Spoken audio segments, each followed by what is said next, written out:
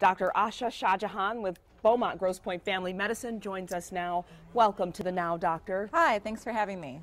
So we're talking about the effects this cold can have internally. Let's talk about that. So internally, with some of the changes that can happen in your body is you can have vasoconstriction. So the body does that as a protective mechanism to keep your body warm. So your blood vessels will vasoconstrict.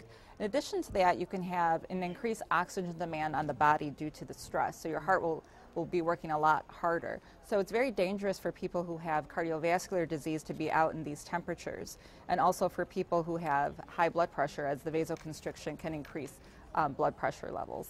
And doctor, how do you know when the cold is getting to you from the inside out? Do you start feeling shortness of breath? What are the signs? So if you're breathing in extreme cold air and you have problems with your lungs, such as asthma or COPD, once you breathe that in, you can start having bronchospasms, which can trigger an exacerbation. In addition to that, you can start feeling the signs of hypothermia, which would be dizziness or fatigue and sometimes loss of balance. So if you experience any of those, you should seek medical attention right away. So if you have to be out in the cold, if your profession is out in the cold, what can you do to protect yourself?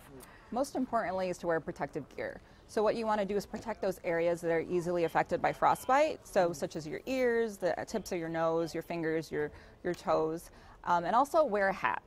Wearing a hat can protect you from losing about 20% of your body heat, so that's good. Yeah, grandmas always would say that. Mine would, all your heat comes through your head. Right. Yeah. So doctor, how do you know if you're not feeling right? I mean, what can you do right after that? Do you go in, do you drink some warm liquid?